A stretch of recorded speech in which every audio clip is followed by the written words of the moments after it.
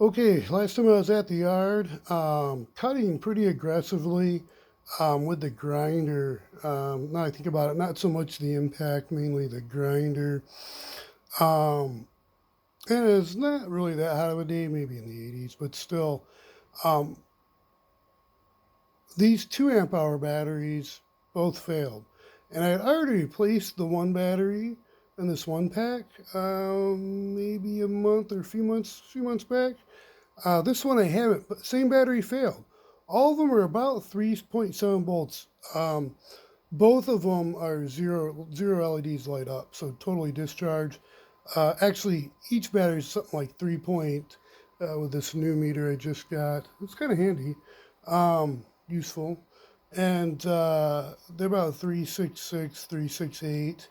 Um, but these don't read, so I'm guessing their internal fuses pop, so they need to be replaced.